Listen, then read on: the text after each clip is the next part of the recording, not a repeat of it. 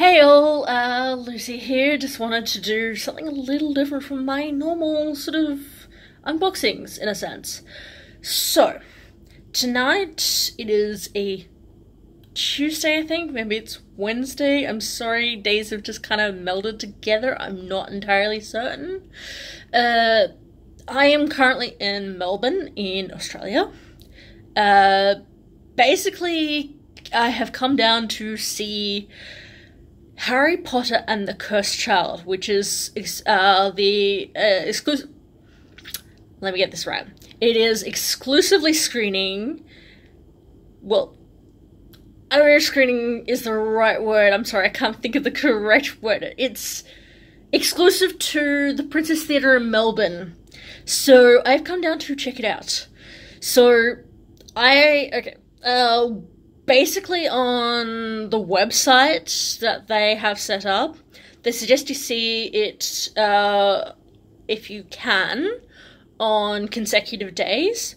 So see part 1 one day, part 2 the next. I opted for that version. I mean, you can go see both parts in the same day. You can just see the first, you can just see the second. Personally, after reading the book, which is basically just the stage play. It's literally just written out like it's a play. It's not really a book that you would expect. It's more written out like a stage play, and a lot of people hated that. I did not mind that. I could understand, and it sort of, I could picture it in my mind. So anyway, I have come down to Melbourne to check it out and see what it's about. So, tonight I saw part 1. Part 1, great effects. I would say great stage show so far. It does leave you hanging. There are a few tricks and few things flying and going about, and you'll love you'll just love sort of them, or I guess you will. I don't know. I don't know how you feel about sort of flying things and, excuse me, pyrotechnics in a sense. That's sort of always fascinated me with stage shows, how they can sort of seamlessly sort of have something flying from the ceiling or just swinging out over the audience, sort of making it seem like it's moving and such, and that's just been quite fascinating. It's always been like a fascinating thing for me. So, back to the point at hand. I'm sorry I keep digressing and I keep going off on a tangent. This is kind of my brain normally. So, if you do watch my videos, I apologize that my brain is so random, but you'll understand this is normal for me. Anyway,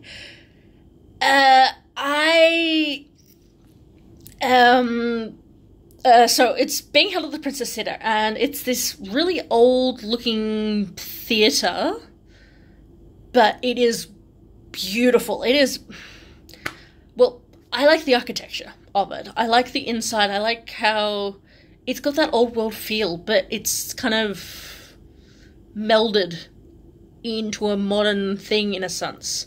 And I really do like how, with the play, they've set it up so you've got the old style sort of Princess Theatre seamlessly melded with like a brick facade, and sort of you see it's kind of like what you'd think you would see if you went to Hogwarts.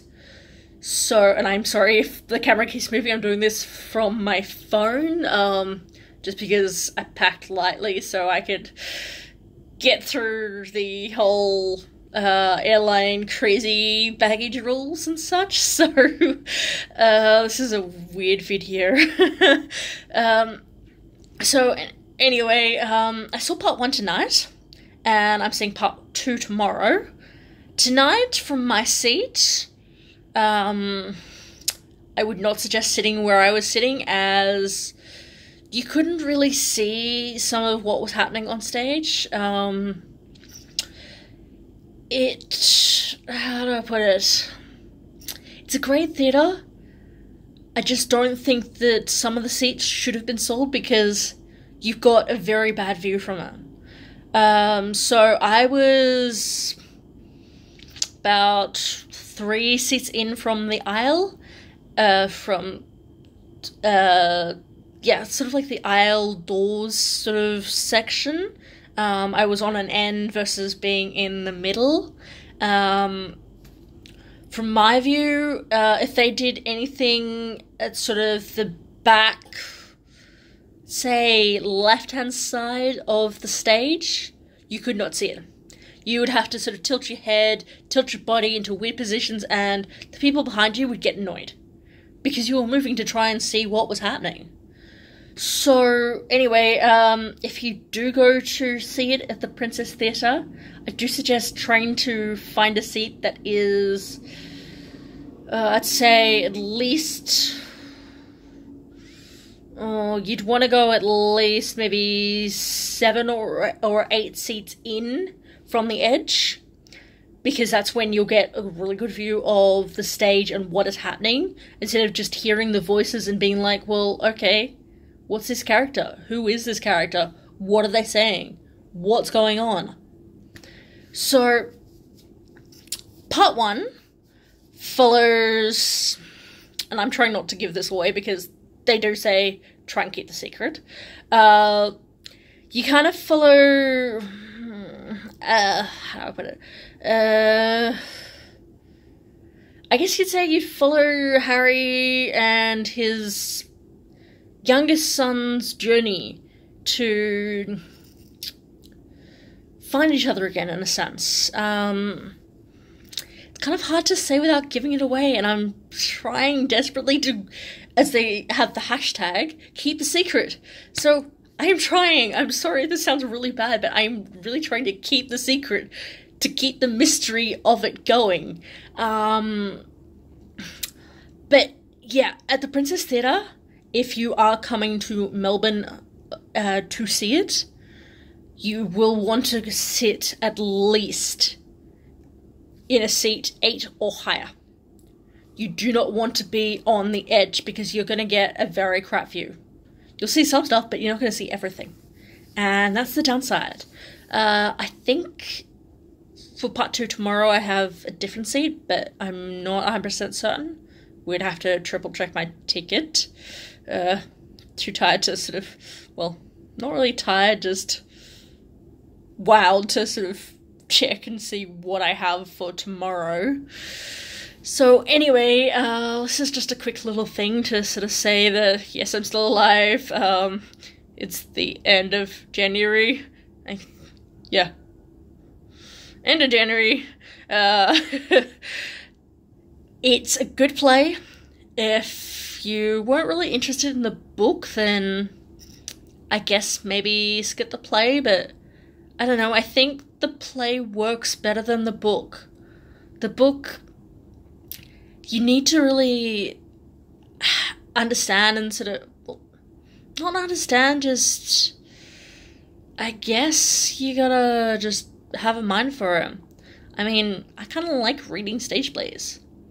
I loved reading Shakespeare's stage, how do I put it? Because I'm getting tongue-tied here. Basically, school library had Shakespeare books, but in stage play form, so I would devour them, and I just kind of got used to reading like that when things were coming up like that. So, reading Harry Potter and the Cursed Child, to me, reading the screenplay was just like, well, okay, this is nothing new, this is just like a regular book, but a lot of my friends that, like, on Facebook and such, all over the world, just were not happy with that format.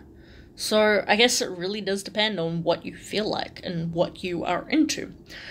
So, anyway, I will sign off and say I will chat to you guys again tomorrow, and hopefully I have a better view, and hopefully part 2 actually wows me, because I liked part 1, but some of the stunts they pulled and a couple of the things that were flying about and sort of happening sort of in the sky were really, really fascinating to me and just wowed me, but the actual play itself,